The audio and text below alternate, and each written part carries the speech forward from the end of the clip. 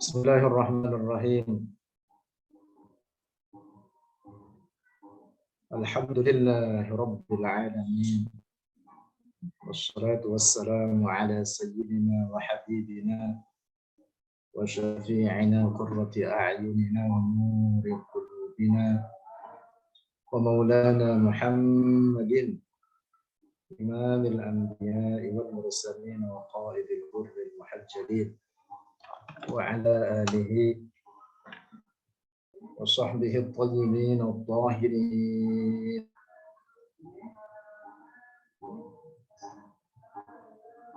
Allahumma la sahla illa ma ja'altahu sahla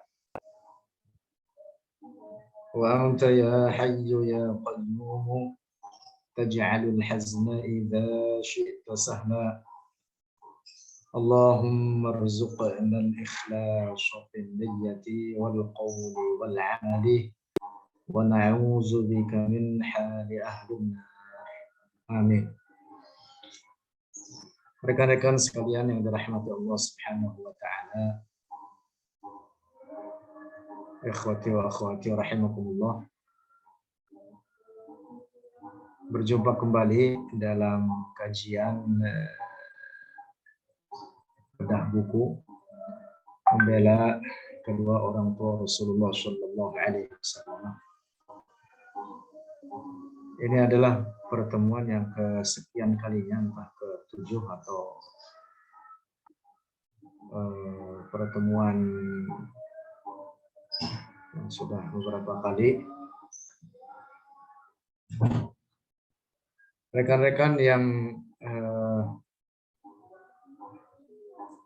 mungkin ada yang masih baru bergabung saat ini, tidak ikut pada pertemuan sebelumnya, silahkan supaya komprehensif dan lengkap kajian apa yang kita kaji ini,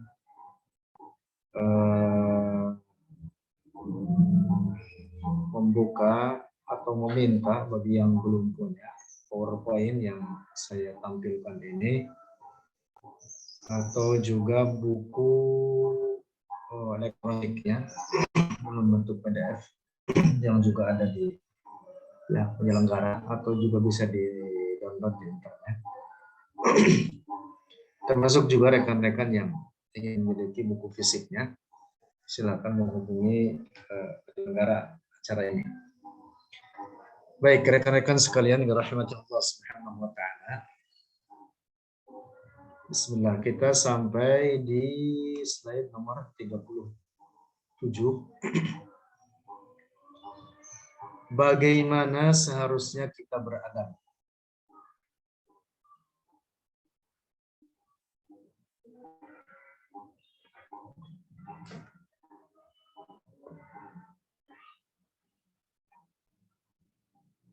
Nomor 1, Al-Imam Al-Qadhi Abu Bakar Ibn Al-Arabi suatu ketika ditanya tentang seorang yang mengatakan bahwa kedua orang tua Rasulullah Sallallahu Alaihi Wasallam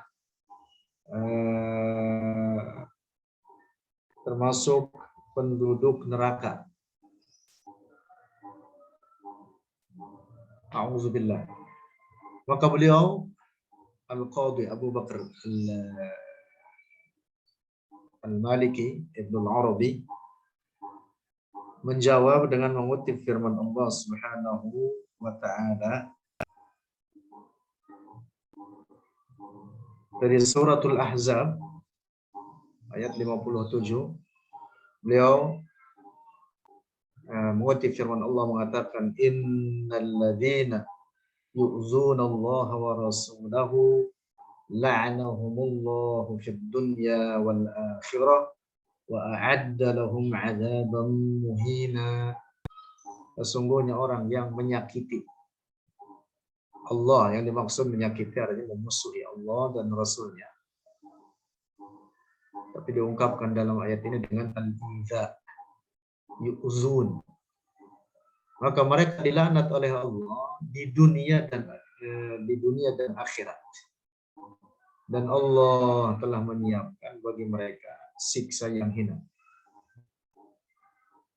Dalam ayat ini tegaskan oleh Allah bahwa mereka dilaknat oleh Allah tidak hanya di dunia atau bahkan tidak hanya di akhirat saja, tapi di dunia dan di akhirat. Dan Allah telah menyiapkan bagi mereka adalah siksa yang sangat hina. Wa'adda lahum 'adzaban muhina. Lalu Abu Bakar Ibnu Arabi berkata, dan tidak ada kata-kata buruk yang dapat menyakiti Rasulullah yang jauh lebih menyakitkan baginya daripada mengatakan bahwa kedua orang tuanya itu di neraka. Artinya itu termasuk kata-kata yang betul-betul menyakitkan Rasul.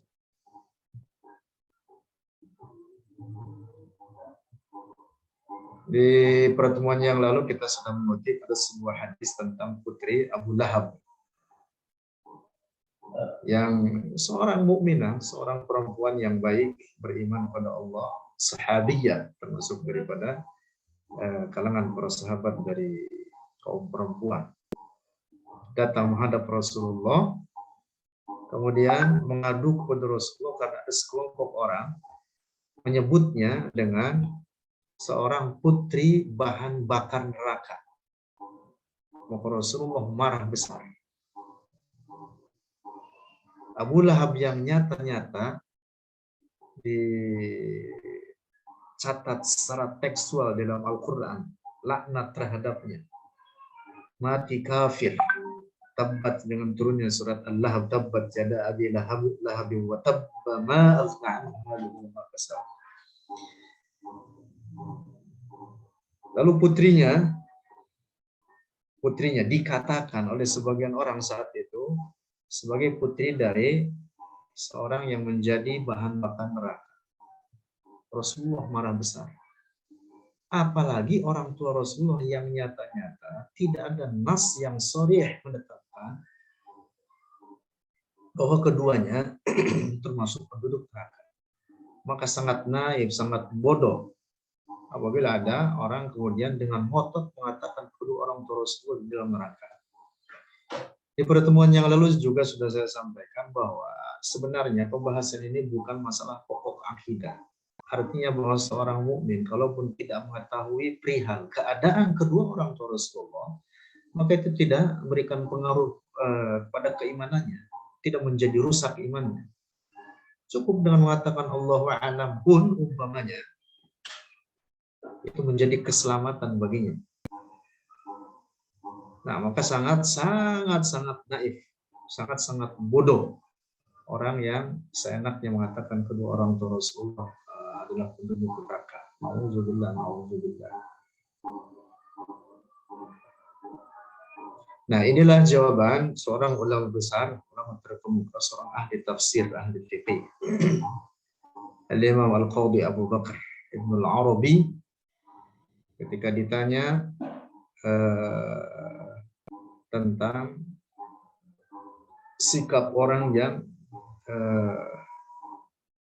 menuduh kedua orang tua Rasulullah sebagai penduduk neraka.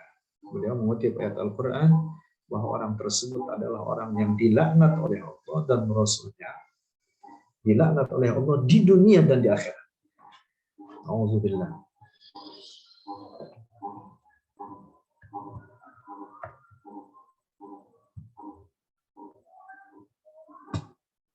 Dua. Mbak Gani tampil nomor 2.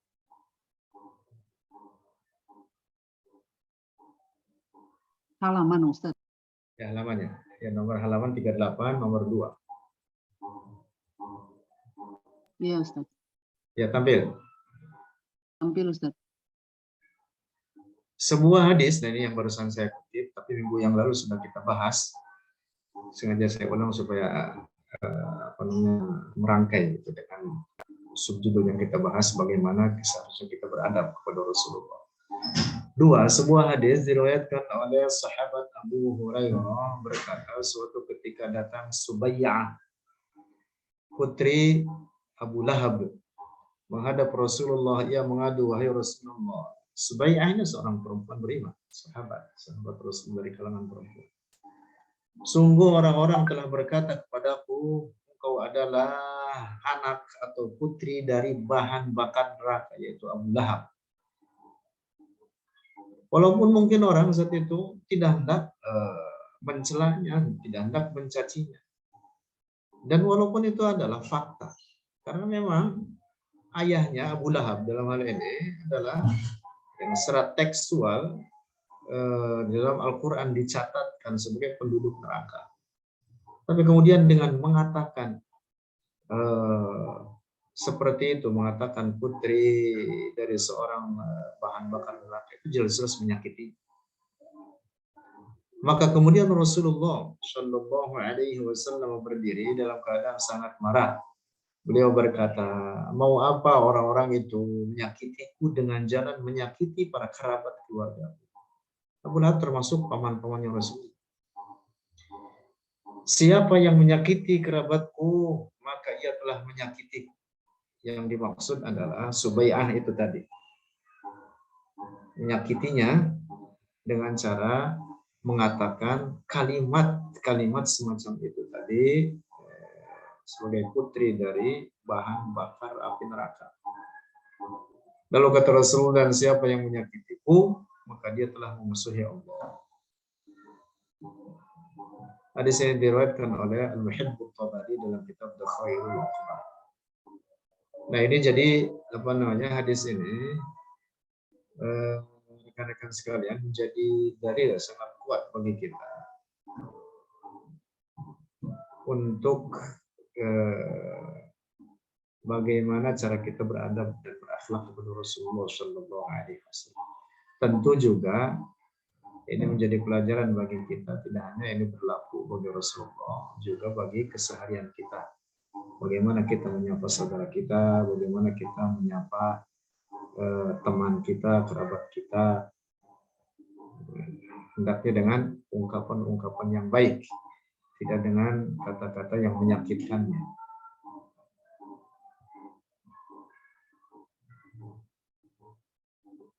Lanjut. Berikutnya, dalam cara bagaimana seharusnya kita beradab kepada Rasul. Al-Hafiz Abu Nu'aim dalam kitab Hilyatul Awliya dari jalur Abdullah bin Yunus berkata, ini kitab besar ini, Hilyatul Awliya fi Tabaqatil Asfiya. Kami telah mendengar sebagian guru-guru kami menceritakan bahwa suatu ketika Khalifah Umar ibn Abdul Aziz didatangkan kepadanya seorang sekretaris yang telah siap untuk bekerja. Sekretaris ini adalah seorang muslim, sementara ayahnya adalah seorang kafir. Maka Khalifah Umar berkata kepada orang yang membawa calon sekretaris tersebut, tidakkah sebaiknya engkau mendatangkan kepadaku anak-anak dari kaum muhajirin, yaitu anak-anak dari para sahabat Rasulullah, kaum muhajirin, yang jelas ayahnya mereka adalah orang-orang Islam, bahkan merupakan sahabat-sahabat terkemuka daripada sahabat Rasulullah. Tiba-tiba si calon sekretaris ini berkata, bukankah ayah Rasulullah sendiri seorang yang ... Al-Hafiz Abu Nu'aim berkata, ini namanya jumlah mu'taridah. Jadi ada selipan kalimat yang dibuat oleh Al-Hafiz Abu Nu'aim. Beliau mengatakan apa? Si calon sekretaris tersebut berkata-kata yang sangat keji. Sengaja tidak aku menuliskannya karena sangat buruk dan tidak beradab. Lihat. Tidak beradab. Mendengar jawaban si calon sekretaris itu, maka Khalifah Umar sangat marah. Beliau berkata, selamanya engkau jangan bekerja bagiku. Kemudian diusirlah si calon sekretaris tersebut. Nah, dari kisah ini ada dua pelajaran penting yang dapat kita tarik. Nah, poin pokoknya, walaupun ada beberapa pelajaran penting yang sangat banyak tentu. Tapi 2 poin ini yang terkait dengan bahasan kita. Yang pertama, Al-Imam Al-Hafiz Abu Nu'aim memberikan contoh bagi kita. Dan itulah akhlak para ulama yang merupakan panutan kita. Riwayat hadisnya, ini hadis atau khobar atau asar. Riwayat asar ini menyebutkan bahwa si calon sekretaris tersebut menyebutkan kata-kata keji yang dimaksud adalah mengkafirkan kedua orang tersebut. Dia mengatakan bukan kedua orang tersebut juga bukan seorang yang kafir. Mengapa engkau hendak memilih mereka yang dari anak-anak para sahabat muhajirin? Karena saya punya orang tua kafir. Bukankah orang tua Rasulullah sendiri seorang yang kafir? Nah, ungkapan ini oleh Al-Hafidz Abu Nu'aim sengaja dipotong. Maka beliau menulis titik seperti itu. Nah, dibuatlah kemudian kalimat Al-Hafidz Abu Nu'aim mengatakan si orang ini, si calon sekretaris ini mengatakan kata-kata yang sangat keji. Tidak layak saya ungkapkan dalam buku saya ini. Itulah adab seorang ulama. Itulah yang harus kita contoh. Nah, yang pertama ya. Kemudian yang kedua, seperti yang kita lihat dari kisah ini, bahwa Umar, Khalifatul Rashid, Umar ibn Abdul Aziz, ini salah seorang khalifah dari Bani Umayyah,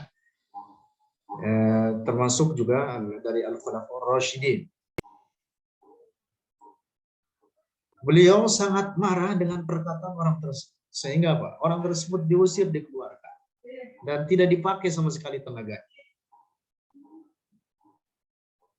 Sangat marah kepada orang tersebut. Nah, ini juga menjadi penegasan bagi kita bahwa kalimat semacam itu sangat-sangat tidak layak diungkapkan.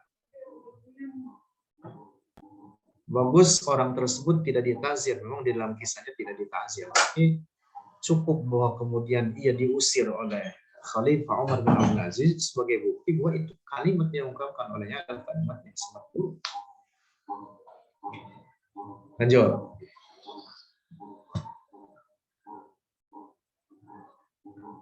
Empat. Nih, dalam cara bagaimana kita seharusnya beradab kepada Rasulullah Shallallahu Alaihi Wasallam. Syekhul Islam Al-Imam Al-Harawi dalam kitab Zammul Kalam meriwayatkan dari jalur Ibnu Abi Jamilah berkata Umar ibn Abdul Aziz kepada Sulaiman ibn Sa'ad, aku mendengar bahwa ayahmu bekerja bagi kita di beberapa tempat. Saya ulang, Khalifah Umar ibn Abdul Aziz berkata kepada Sulaiman ibn Sa'ad, mengatakan, aku mendengar bahwa ayahmu bekerja bagi kita, maksudnya dalam pemerintahan Khalifah Umar, di beberapa tempat, dan dia adalah seorang yang kafir. Sulaiman berkata, bukankah ayah Rasulullah seorang yang titik-titik-titik? Al-Imam Al-Harawi berkata, iya, Sulaiman ibn Sa'ad berkata-kata yang sangat keji sehingga aku tidak menuliskannya karena sangat buruk dan tidak beradab. Yang dimaksud dengan titik-titik itu tadi adalah bahwa dia mengkafirkan kedua orang tua Rasulullah. Dia hendak mengatakan seharusnya saya juga tidak mengucapkan kalimat ini karena saya sedang menjelaskan saja ini, sedang menjelaskan posisi bahasan kita. Jadi yang dimaksud oleh Sulaiman ibn Sa'ad yang dikutip oleh Al-Imam Al-Harawi, bukankah ayah Rasulullah seorang yang titik-titik, maksudnya bukankah ayah Rasulullah seorang yang kafir juga? Mengapa engkau kemudian mengungkit-ungkit bahwa ayahku seorang kafir? Nah, itu tidak ditulis dengan tegas oleh Al-Imam Al-Harawi dalam kitab ini, Zammul Kalam. Nah, kemudian Khalifah Umar sangat murka dengan perkataan Sulaiman ibn Sa'ad itu dan langsung melepas jabatan Sulaiman dari pekerjaannya dan ke sekretariatan. Ya pokoknya tidak lagi bekerja kepada Khalifah Umar, dilepaskan atau dicopot. Nah ini juga kisah ini, asar ini juga menjadi pelajaran penting sama persis dengan sebelumnya. Seperti yang saya sampaikan tadi, bagaimana Imam Al-Hafidh Abu Nu'aim memberikan contoh bagi kita, jangan sembarangan berkata, beradablah kepada Rasulullah. Nah, inilah pula yang dilakukan oleh Imam Al-Harawi ketika beliau memotong sebagian daripada redaksi asar ini hanya karena di dalamnya ada kata-kata yang sangat buruk. Nah, jadi kata-kata yang sangat buruk saya sengaja tidak diungkapkan, padahal itu namanya apa? Min babir riwayat. Min babir riwayat itu artinya hanya untuk meriwayatkan saja. Artinya ketika yang meriwayatkan sebenarnya kan melepaskan diri, tidak bertanggung jawab dengan apa yang ada dalam kandungan riwayat tersebut menyangkut orang-orang terlibat di dalamnya. Tapi begitu apa? Karena si perawi ini seperti Imam Al-Harawi atau tadi Al-Hafidh Abu Nu'aim yang meriwayatkan ini, memandang di dalamnya ada kalimat yang sangat buruk, maka apa? Demi adab kepada Rasulullah meninggalkan kalimat-kalimat tersebut. Masya Allah, itulah akhlak para ulama kita. Beradab kepada Rasulullah. Bukan seperti orang-orang Wahabi, mereka mengatakan kedua orang Rasulullah dengan tegas-tegas, terang-terangan mereka mengatakan, bahkan mereka membuat seminar untuk ini, kesana kemari, seakan mulut mereka berbusa-busa hanya untuk mengatakan kedua orang Rasulullah di dalam neraka. Nauzubillah, nauzubillah. Tidak punya adab mereka, tidak punya penghormatan, tidak punya penghormatan terhadap Rasulullah. Nauzubillah. Tidak punya akhlak.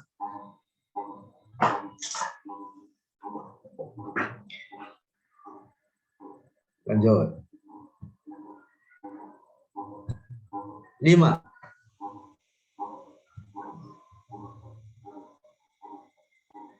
Al-Qadhi Tajuddin As-Subki.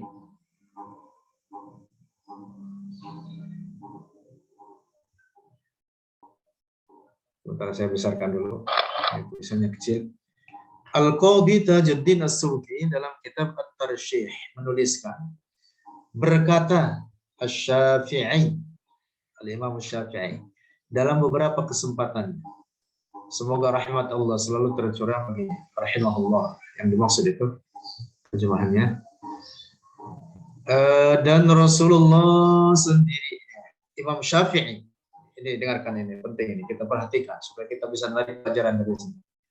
Imam Syafi'i ketika meriwayatkan hadis ini, dan Rasulullah sendiri akan memotong tangan seorang perempuan mulia jika terbukti ia mencuri. Imam Syafi'i meriwayatkan hadisnya seperti itu. Lalu Imam Syafi'i diingatkan dengan bahwa yang dimaksud perempuan mulia tersebut adalah Sayyidah Fatimah. Tetapi kemudian Imam Syafi'i hanya berkata, jika si fulanah mencuri, tidak disebut nama Sayyidah Fatimah.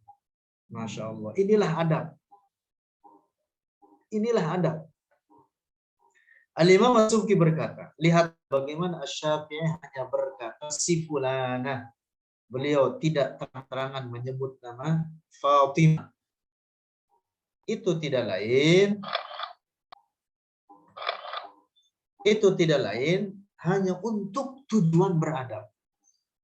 Walaupun sebenarnya Rasulullah sendiri dalam hadisnya menyebutkan secara tegas dengan nama putrinya tersebut. Lau anna Fatimata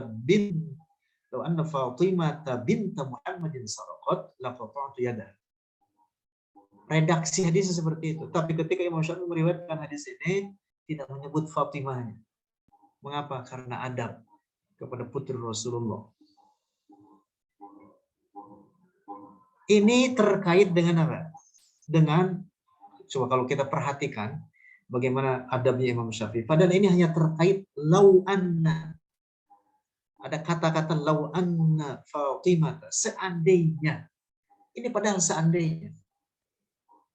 Tapi begitu Imam Syafi'i di belakangnya, demi adab kepada putri Rasulullah, beliau tidak menyebut nama. Beliau hanya menyebutkan seorang perempuan mulia. Ketika diingatkan, beliau tidak merubah juga. Tapi beliau hanya mengatakan apa? Si fulana. Padahal itu apa? Kalimat yang diungkapkan lau anna, dalam hadis lau anna, seandainya.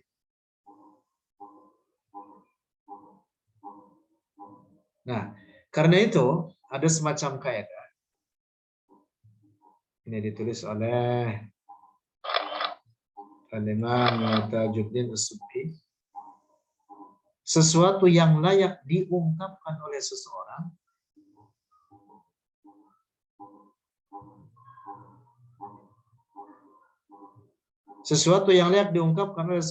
belum tentu layak diungkapkan oleh orang lain. Mungkin bagi Rasulullah ketika menyampaikan hadis tersebut, memang Rasulullah hendak menegaskan bahwa hukum itu tidak pandang bulu di dalam ajaran agama ini. Siapapun misalkan yang mencuri dan telah mencapai ketentuan bahwa dia harus dipotong, maka harus dipotong tangannya. Kalau mencapai nisabnya. Ya, ada ketentuan dan syarat untuk itu. Kalau itu terpenuhi, ketentuan tersebut, syarat-syarat terpenuhi, nah siapapun dia harus potong. Nah, bagi Rasulullah tentu itu hendak menegaskan itu sebuah ajaran. Tapi kemudian bagi Imam Syafi'i, Imam Syafi'i memandang wadinya tidak layak untuk mengatakan Sayyidah Fatimah dalam mengutip hadis ini. Karena demi adab kepada Sayyidah Fatimah. Ini kaidah diungkapkan oleh Imam Tajuddin As-Subki. Nah, jadi rekan-rekan sekalian, sebenarnya dari kisah ini pun ada banyak sekali pelajaran yang dapat kita petik. Bagaimana seharusnya kita beradab kepada Rasulullah, kepada kedua orang tua Rasulullah. Kedua orang tua Rasulullah itu orang Rasulullah dicintai. Dicintai, bagaimana tidak dicintai? Dicintai keduanya. Lalu bagaimana ada orang yang mengaku dirinya umat Rasulullah lantas mengkafirkan keduanya? Na'udzubillah. Na'udzubillah. Betul-betul dia telah menyakiti Rasulullah. Masuk dalam apa yang dimaksud dalam firman Allah, innal ladzina yu'dzuna Allah wa rasulahu la'anahumullah fid dunya wal akhirah. Mereka yang menyakiti musuh Allah dan Rasulnya, maka mereka dilaknat oleh Allah di dunia dan di akhirat. Wa 'adda lahum 'adzaban muhina. Cukup ayat ini menjadi apa? Menjadi ancaman bagi mereka, termasuk dalam hal ini orang-orang Wahabi yang sembarangan mengkafirkan kedua orang tua Rasulullah. Nauzubillah.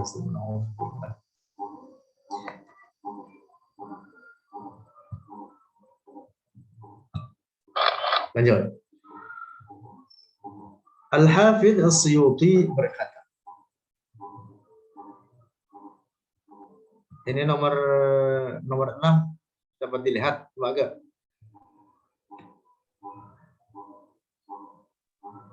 Nomor 5, Ustaz. Nomor 5, nomor 6 belum pindah. Belum, Ustaz. Bentar.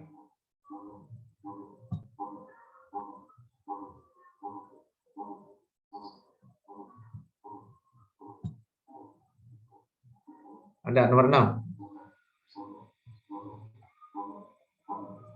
Siap, Ustaz. Al-Hafidz As-Suyuti berkata, adab seperti itulah yang juga telah dipraktekkan oleh Al-Imam Abu Dawud, menulis kitab Sunan Abi Dawud.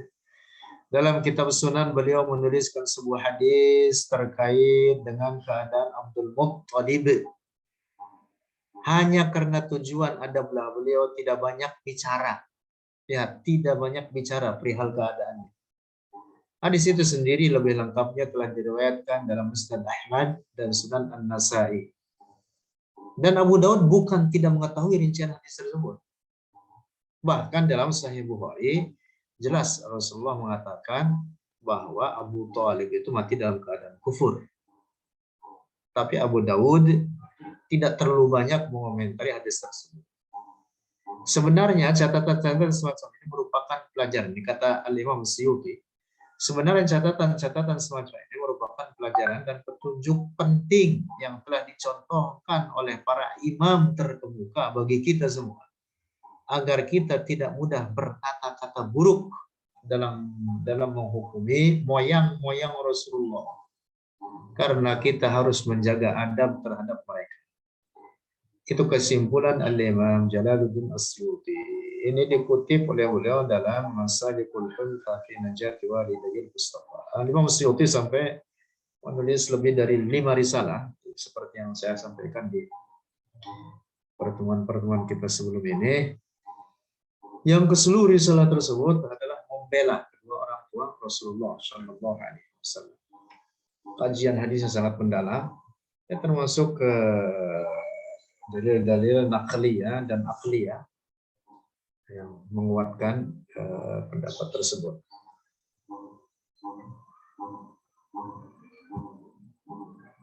Penutup, kesimpulan dan renungan. Tapi ini masih panjang juga ini. Kita punya 55 slide. Ini sudah penutup tapi masih di halaman 43. Cukup insyaallah, mudah-mudahan hatam hari ini. Penutup, kesimpulan dan renungan bahwa kedua orang tua Rasulullah termasuk ahlul fatrah, yaitu zaman yang vakum dari kenabian. Allah berfirman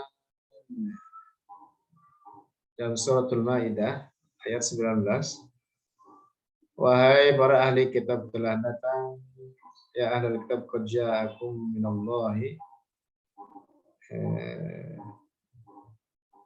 ayat 19.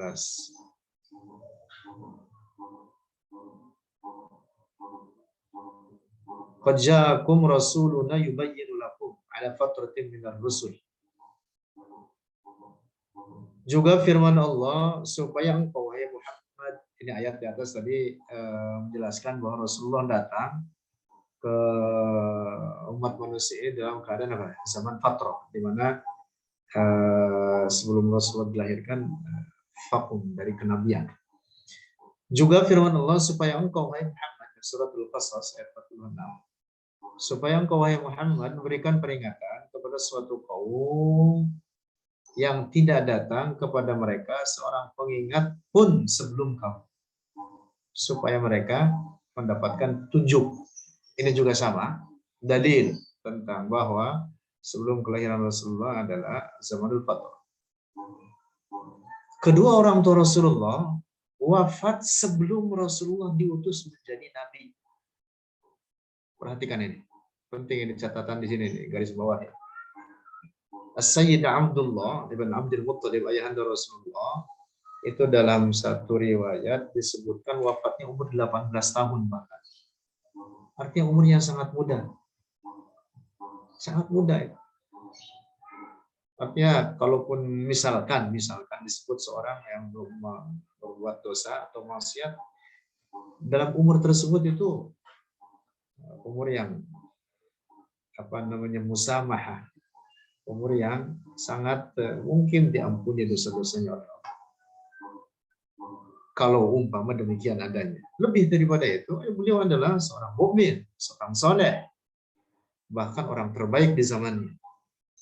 Lalu ibundanya Rasulullah juga dalam satu riwayat disebutkan wafatnya pada umur 20 tahun. Juga masih muda. Masya Allah. Orang-orang soleh mereka itu. Bahkan Sayyidah Aminah Zuhriyah, Aminah ibunda Rasulullah Shallallahu Alaihi Wasallam, adalah wali Allah dari kalangan perempuan, dengan bukti bahwa ketika melahirkan Rasulullah beliau melihat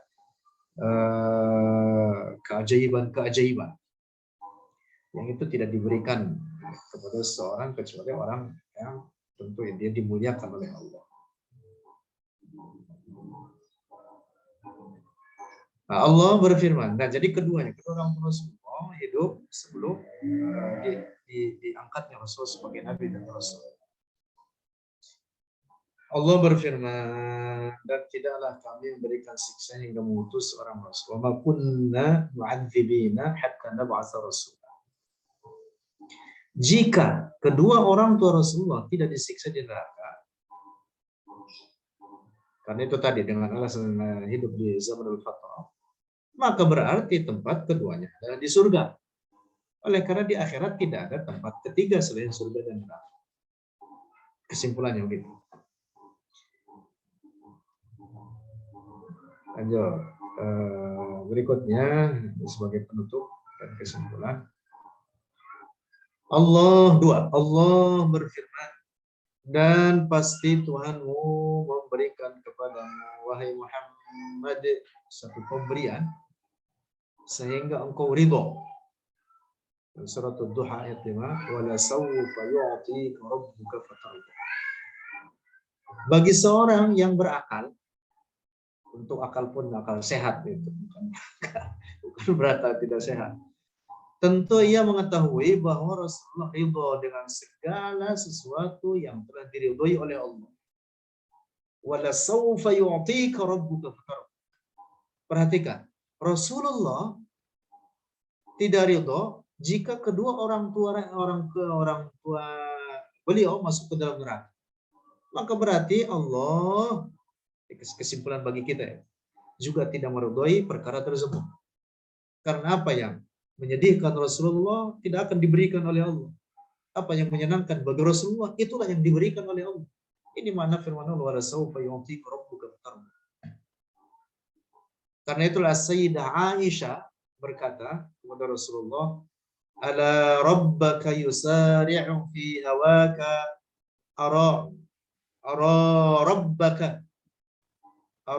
rabbaka yusari'u fi hawaka.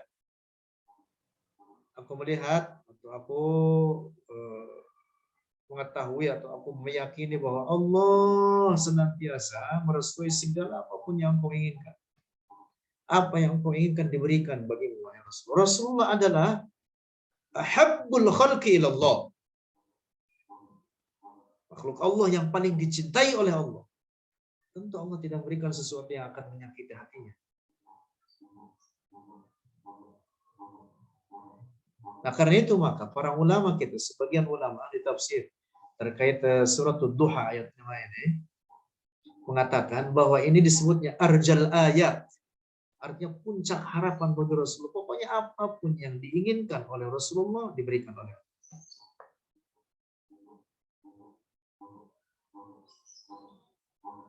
Nah, ada beberapa tafsiran yang menyebutkan wala sawfa yu'tika rabbuka fatarda.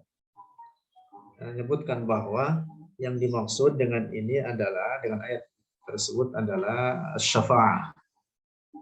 Salah satu tafsirannya, dan ini populer tafsiran ini, di mana Rasulullah sangat-sangat menginginkan keselamatan bagi umatnya di akhirat nanti. Nah, maka Rasulullah diberi karunia besar dengan adanya syafaat yang diperuntukkan bagi umatnya. Sekarang kalau umatnya saja oleh Rasulullah sangat diharapkan bahwa mereka selamat di akhirat, masa orang tuanya didiamkan oleh Rasulullah? Nah, karena itu ada sebuah bait syair, ini tambahan sedikit, bait syair yang dibuat oleh penyair Rasulullah, yaitu sahabat terkemuka bernama Hasan ibn Thabit, penyairnya Rasulullah, yang sampai Rasulullah berkata kepada beliau, ugzu ya Hasan wa Jibrilu ma'ak. Perangilah wahai Hasan orang-orang kafir itu dengan bait-bait syairnya, karena kuat sekali bait-bait syairnya. Wa Jibrilu ma'ak, dan Jibril akan membelamu. Nah, di antara bait syair yang sangat populer dituliskan oleh sahabat Rasulullah ini, sahabat Hasan ibn Thabit, beliau mengatakan, dan ini sering dibaca oleh sebagian saudara-saudara kita yang terutama gemar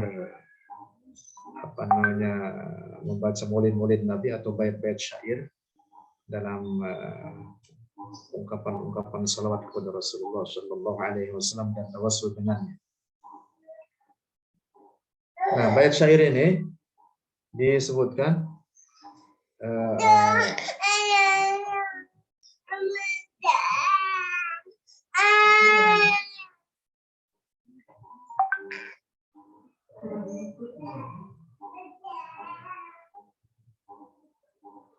bait syair ini mengatakan qara'na fi dhuha wa la sawfa yu'tik fasar qulubana dzakal ata'u. Qara'na fi dhuha. Qara'na kami telah membaca dalam surat Ad-Duha. Ad-Duha wal laili idza saja dan seterusnya. Ada firman Allah wa la sawfa yu'tika rabbuka fatarda. Qara'na fi dhuha wa la sawfa yu'tik. Fasarra qulubana dzakal ata'u. Fasarra qulubana, maka menjadikan gembira terhadap hati kami dzakal ata'u, oleh pemberian itu, karunia tersebut. Karunia yang diberikan oleh Allah kepada Rasul. Mengapa?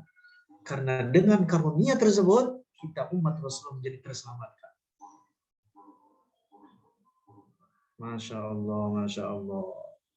Kemudian Imam Hasan bin Sabit, sahabat Hasan bin Sabit mengatakan apa? Hasyaka ya Rasulullah tarda wa fina man yu'adzabu aw yusa'u khuliqta mubarra'an min ghairi 'aibin ka'annaka qad khuliqta kama tasha'u. Masya Allah, ini populer ini bait-bait syair ini. Hasyaka ya Rasulullah, tidak mungkin kau wahai Rasulullah. Hasyaka ya Rasulullah, tidak mungkin engkau wahai Rasulullah apabila di antara kami ini ada orang yang nanti disiksa di akhirat dan kau diam saja. Wa fina man yusa'u aw yu'adzabu. Wa fina man yu'adzabu aw yusa'u. Masya Allah. Betapa besar cinta Rasulullah pada umatnya ini. Seluruh umat ini seandainya disatukan kecintaan mereka, orang-orang mukmin, para pecinta Rasulullah, yang bahkan telah mencapai puncak tertingginya dalam kecintaan mereka kepada Rasulullah, umpama mereka dihimpunkan, tidak akan berbanding dengan cinta Rasulullah kepada mereka semua. Sangat jauh. Masya Allah, sangat jauh. Betapa besar cinta Rasulullah kepada umatnya. Nah, dari sini seharusnya kita ngaca. Pantas tidak orang muslim mengaku dirinya muslim, mengaku dirinya umat Rasulullah, mengatakan bahwa kedua orang terus masuk neraka. Nauzubillah. Ini orang gak punya akal namanya. Tidak punya adab pada Rasulullah. Nauzubillah. Nah, maka setiap pertemuan saya menyampaikan kepada rekan-rekan sekalian, waspadai ajaran Wahabi, waspadai ajaran Wahabi. Perusak mereka itu. Tidak hanya pada bab ini saja, lebih parah lagi mereka menyebarkan aqidatut tasybih di kalangan umat Islam. Aqidah tajsim, merusak umat Islam, merusak akidah umat Islam. Dan pada bab ini, tema yang kita bahas ini adalah hanya sebagian kecil dari kerusakan mereka.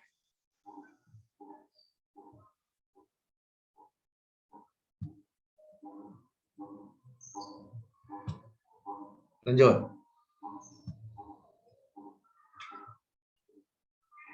3. Masih pada sub ini, sub penutup. Allah berfirman, dan perpindahanmu, wahai Muhammad, di antara orang-orang ahli sujud. Dalam Quran surat Asy-Syu'ara ayat 219, wa taqallubaka fis sajidin. Lihat ini, wa taqallubaka fis sajidin.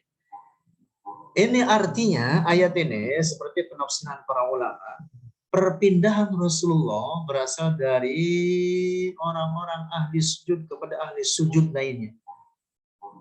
Terus turun-temurun demikian. Dari mulai Nabi Adam alaihi salam hingga kepada Abdullah bin Abdul Muttalib, ayahanda Rasulullah. Sebagaimana pemahaman ini diriwayatkan dari sahabat Abdullah ibn Abbas. Ingat ini, yang meriwayatkan ayat ini dengan pemahaman demikian sahabat Rasulullah sendiri, yaitu Abdullah ibn Abbas, yang notabene adalah terjumanul Quran. Seorang sahabat yang misan Rasulullah, yang mendapatkan doa spesial dari Rasulullah, wafaqihum fid din wa 'allimhu ta'wil. Jadi ayat ini dalil bahwa moyang Rasulullah dari atas turun temurun sampai kepada ayahanda Rasulullah ada semuanya ahli sujud. Wa taqallubaka fis sajidin. Mereka semua adalah orang-orang mukmin. Bahkan mereka semua adalah orang-orang pilihan pada zamannya masing-masing. Karena itulah para ahli tahqiq di kalangan ahli tafsir dan ahli sejarah mengatakan bahwa Azar adalah paman Nabi Ibrahim. Sementara nama ayahnya adalah Taruh. Dalam salah satu pendapat, atau para sejarawan ada yang mengungkapkan pendapat seperti ini. Dan mereka juga mengatakan bahwa firman Allah, wa idz qala Ibrahim li abihi Azar, adalah dalam makna metafor. Kemarin sudah kita, atau majaz, kemarin sudah kita bahas bahwa dalam bahasa Arab itu kadang kata ab itu berlaku bagi apa? Al-am, bagi paman. Sebagaimana paman menyebut kepada keponakan biasa dengan mengatakan ibni, anakku. Dalam bahasa Arab itu biasa diungkapkan seperti itu. Alangkah baik dan benar apa yang telah dikatakan oleh Al-Busiri. Lam tazal fi dhamairil qawni takhtaru dhalikal ummahat wal aba. Engkau wahai Muhammad, wahai Rasulullah, senantiasa berpindah di antara kandungan dari ibu dan para ayah yang terpilih mereka semua. Takhtar dzalikal ummahati wal aba. Allahu akbar. Maka tulisan Al-Busiri ini, makna tulisan Al-Busiri ini bahwa Rasul senantiasa berpindah dari rahim perempuan kepada perempuan yang lain turun-turun antar moyangnya, dari mereka yang merupakan perempuan-perempuan pilihan dan dari mereka yang merupakan ayah-ayah pilihan. Itu yang disabdakan oleh Rasul dalam hadis. Astafani min Bani Hashim. Kemarin sudah kita bahas terkait hadis ini dan cukup panjang. Nanti silakan dikoreksi kembali atau dilihat kembali. 4. Allah berfirman, tidaklah kami mengutus Muhammad kecuali sebagai rahmat bagi seluruh alam. Ini populer ayat ini. Wa ma arsalnaka illa rahmatan lil alamin. Pemahaman ayat ini, jika benar Rasulullah diutus sebagai rahmat bagi seluruh alam, seperti yang ditunjukkan redaksi ayat tersebut, maka bagaimana dapat diterima oleh akal sehat jika kedua orang Rasulullah yang notabene bagian dari alam, yang bukan orang, yang bahkan orang yang paling dekat dengan Rasul sendiri, sebagai orang yang tidak mendapatkan rahmat Rasul yang dibawa dari Allah. Belum lagi itu dikuatkan bahwa Rasulullah diangkat menjadi nabi setelah keduanya wafat.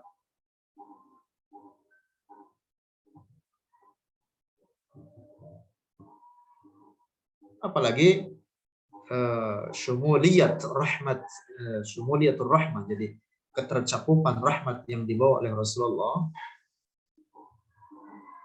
itu menyeluruh kepada alam ini. Masa terkecuali kedua orang tua Rasulullah atau dikecualikan? Nah, tentu itu tidak logis secara akal. Bagaimana Rasulullah akan mendiamkan orang tua?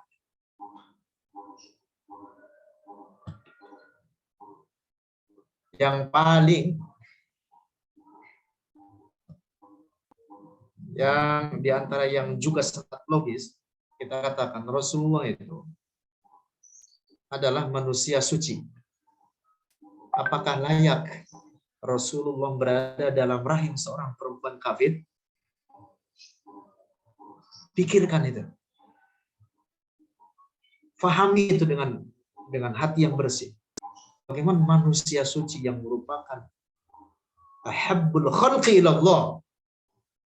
Ciptaan Allah yang paling dicintai oleh Allah berada dalam rahim seorang perempuan musyrikah kafirah. Nauzubillah. Tidak mungkin seperti itu. Lanjut.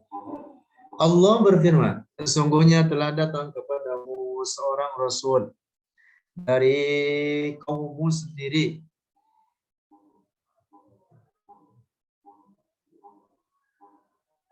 Laqad ja'akum rasulun min anfusikum. Azizun alaikum. Berat terasa olehnya penderitaanmu, sangat menginginkan keimanan dan keselamatan bagimu.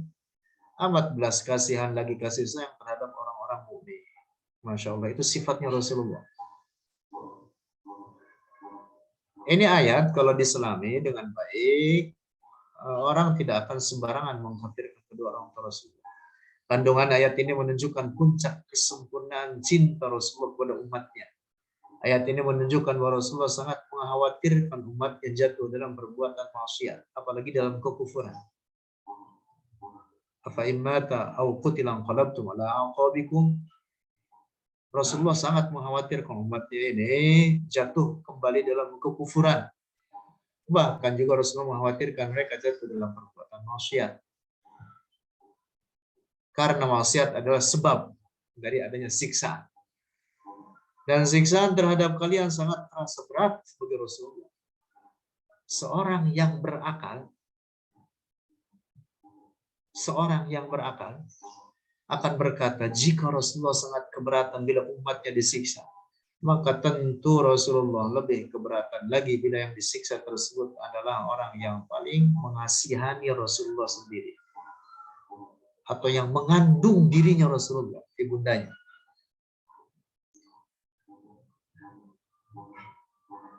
Allah melarang umat Rasulullah untuk berbuat maksiat karena itu akan memberatkan diri Rasulullah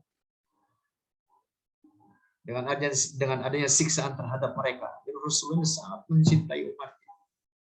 Maka bagaimana mungkin Allah ridho bahwa kedua orang tua Rasulullah berada dalam neraka, yang itu akan menjadikan Rasulullah sangat keberatan, tidak diinginkan olehnya. Sayyidah Aisyah mengatakan tadi apa? Ara rabbaka yusari'u fi hawaka. Masya Allah, Masya Allah. Lanjut. 6. Allah berfirman, tidaklah kami menurunkan Al-Quran atasmu agar supaya engkau sengsara.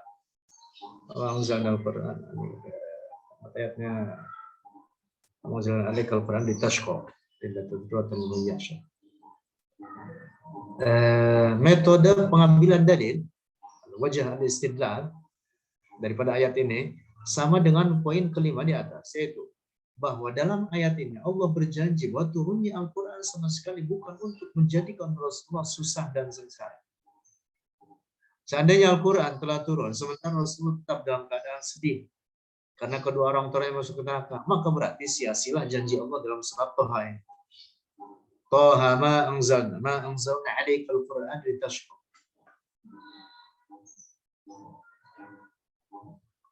Itu wajib istidlalnya seperti itu. Al-Quran itu diturunkan kepada Rasulullah bukan untuk memberatkan Rasulullah, tapi untuk menjadikannya gembira. Nah sekarang kalau setelah diturunkan Al-Quran sementara kedua orang Rasulullah dikatakan masuk ke neraka, tentu itu kan memberatkan Rasulullah, menyedihkan Rasulullah. Sehingga dengan begitu maka berarti sia-sia apa yang dimaksud dengan ayat kedua dari surat Thaha ini. Ma anzalna 'alaikal Qur'ana litashqa illa tadhkiratan liman yakhsha. Lanjut. 7.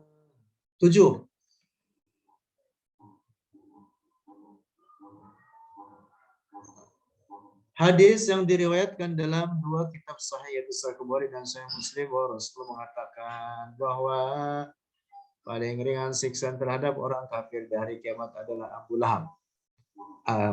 Thalib. Tapi bukan berarti bahwa diringankan darinya. Maksudnya bahwa di neraka itu kan bertingkat. Siksaan di neraka itu bertingkat. Siksaan terhadap orang kafir tentu tidak sama dengan siksaan orang mukmin yang masuk ke neraka karena dosa-dosa mereka tidak diampuni. Jelas berbeda tingkatan siksaan. Disebutkan bahwa tempatnya adalah di dekat dasar neraka yang karena beratnya siksaan tersebut, walau demikian tetap masih berat, karena di dalam Al-Quran disebutkan bahwa siksaan terhadap orang-orang kafir di dalam neraka itu tidak diringankan. Wala yukhaffafu anhumul adzab. Tetapi yang dimaksud dengan Abu Thalib adalah bagian yang dia dapat daripada siksaan di neraka itu disebutkan karena siksaan tersebut maka itu siksaan sampai berat maka dari sangat beratnya maka bagian sumsumnya, sumsum tulangnya itu bergolak. Dari sangat dahsyatnya siksaan tersebut. Tentu yang lebih dahsyat daripada itu, Allahu a'lam. Mudah-mudahan kita terhindar dari api neraka. Hadis ini memberikan dalil bahwa kedua orang tersebut tidak bertempat di neraka. Oleh karena bila keduanya bertempat di neraka, maka pastilah keduanya jauh lebih diringankan daripada Abu Thalib. Pemahaman ini dengan dasar redaksi hadisnya sendiri yang menyebutkan secara menyeluruh istighraq dari seluruh penduduk neraka bahwa yang paling ringan siksaannya adalah Abu Thalib. Dengan redaksi ini saya mengatakan ahwanun nasi adaban. Tapi bukan artinya bahwa ringan. Ini maksudnya di antara para penduduk neraka itu bagian yang didapati oleh Abu Thalib tidak sama dengan yang lain. Tapi begitu itu pun sudah sangat berat. Nah, terkait kedua orang tua Rasulullah, tidak ada nas menyebutkan gitu. Kalaupun umpama masuk ke neraka, tentu ada nas, ada teks yang menyebutkan lebih ringan lagi, bisa jadi gitu. Lebih ringan lagi daripada Abu Thalib. Lanjut. Hadis 8. Hadis yang diriwayatkan Rasulullah bersabda, aku adalah berkat doa ayahku Ibrahim. Kabar gembira yang diberitakan oleh Nabi Isa dan mimpi yang dilihat oleh ibuku yaitu Aminah. Hadis ini menjelaskan bahwa Rasulullah berbangga dengan dirinya sendiri untuk tujuan syukur.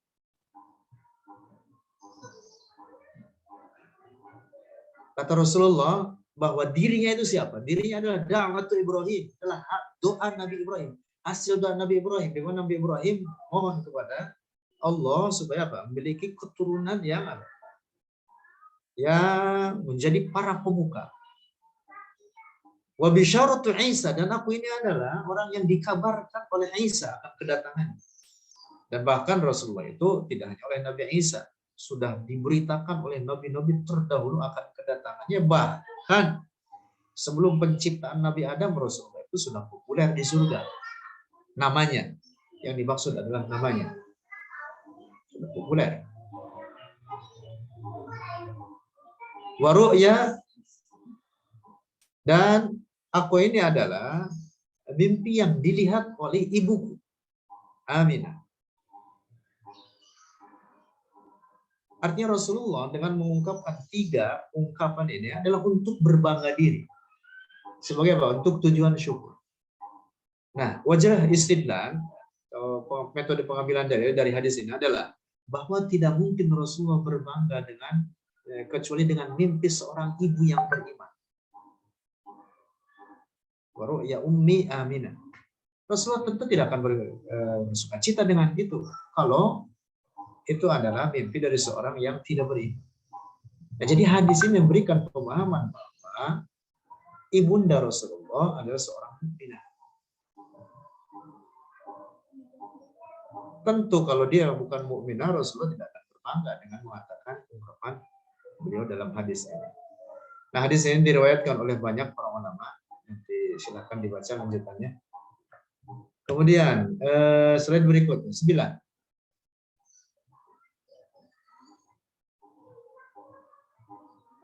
Hadis riwayat dari Aisyah ketika Rasulullah turun di Al-Hajjun, yaitu ketika haji wada. haji terakhir yang dilaksanakan Rasulullah. Hajun itu tempat sa'i, di sekitar pertengahan mas'ah itu ada babul hajun. Dalam keadaan gelisah dan sedih, Rasulullah memisahkan diri dari rombongan, dari istrinya dan beberapa sahabatnya. Rasulullah kemudian setelah itu mendatangi Aisyah, lalu Rasulullah berkata, aku telah minta kepada Allah supaya dia menghidupkan kembali ibuku. Maka dia, Allah menghidupkannya kembali. Dan ibuku telah beriman kepadaku. Kemudian Allah mematikannya kembali. Hadis. Adapun keimanan ayahanda Rasul, yaitu juga dengan hadis yang telah kita sebutkan. Oleh karena tidak dapat dibenarkan pendapat yang memisahkan antara keduanya, antara ibunya dan ayahnya. Karena itu Al-Qurtubi menyebutkan bahwa Allah telah menghidupkan kedua orang tua Rasulullah di kubur keduanya, dan lalu keduanya beriman kepada Rasulullah. Setelah itu kemudian diwafatkan kembali. Ini sudah kita bahas pada pertemuan yang lalu terkait hadis Ihya al-Abawain, walaupun dengan kualitas dhaif, hadis ini dapat dijadikan rujukan dalam babus siyar, karena hadis-hadis dhaif itu dapat dijadikan sandaran dengan beberapa atau rujukan dengan beberapa syarat dan ketentuan dalam fadhailul amal, kemudian dalam sirah, dalam manaqib termasuk dalam bahasan kita ini.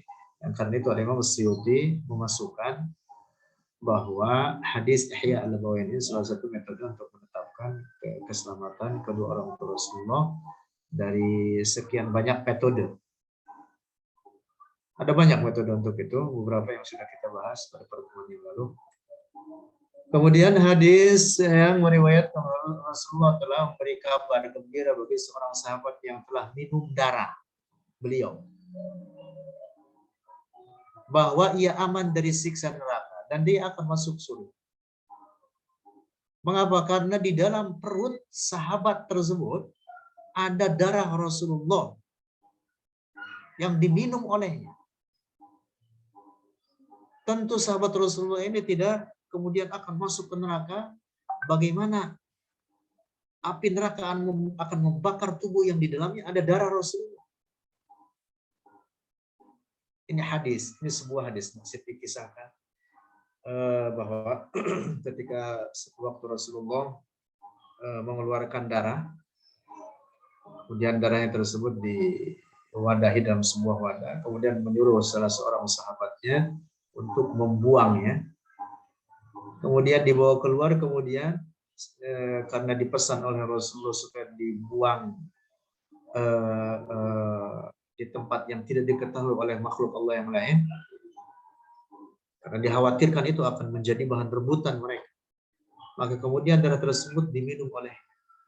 Kemudian kembali menghadap Rasulullah, ditanya oleh Rasulullah di mana. Sahabat tersebut menjawab sesuai dengan pesan wahai Rasulullah, aku tempatkan di tempat yang tidak diketahui oleh orang lain. Di mana? Dalam perutku. Rasulullah mengatakan apa? Engkau telah menyelamatkan diri.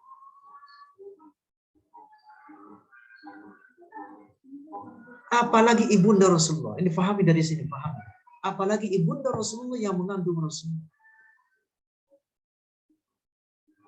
Demikian pun ayahanda Rasulullah.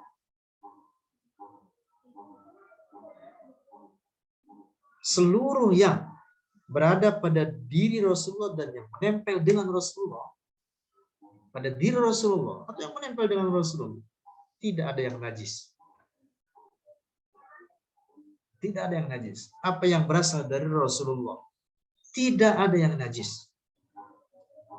Termasuk ketika Rasulullah berada dalam rahim ibundanya, tentu rahim tersebut adalah bukan rahim yang najis. Kalau dia berasal dari rahim seorang perempuan yang musyrikah, disebutnya najis. Innamal musyrikuna najas.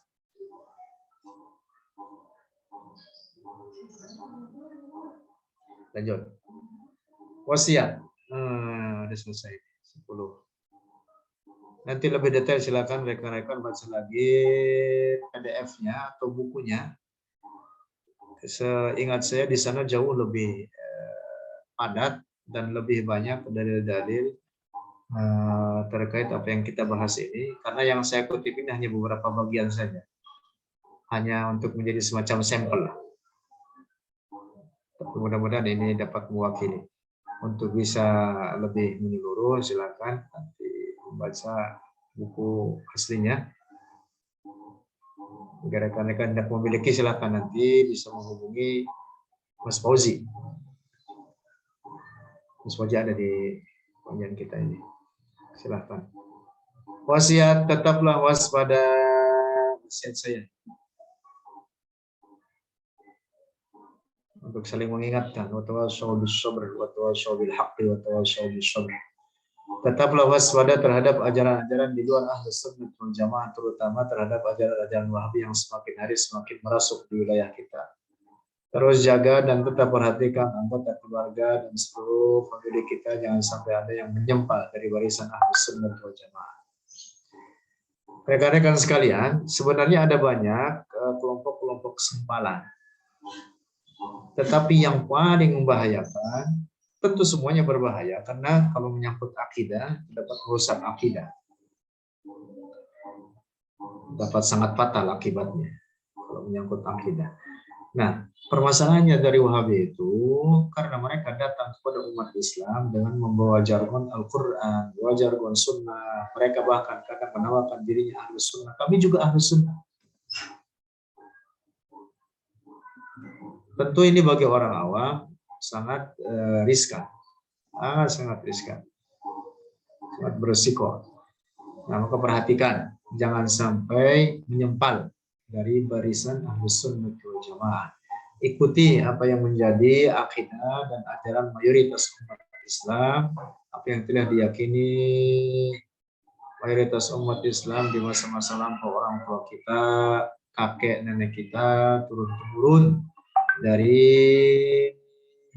para ulama kita, dari para sahabat, dari Rasulullah. Nah, ini kunci keselamatan bagi kita yang mudah. Ikuti apa yang menjadi mayoritas umat Islam dalam akidah dan hukum-hukum al-aqidah wal ahkam.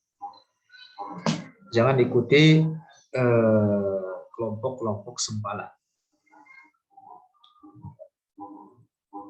Wallahu a'lam bishawab. Silakan nanti ikut bergabung di grup Facebook Akidah Ahlus Sunnah wal Jamaah. Allah ada tanpa tempat. Atau silakan juga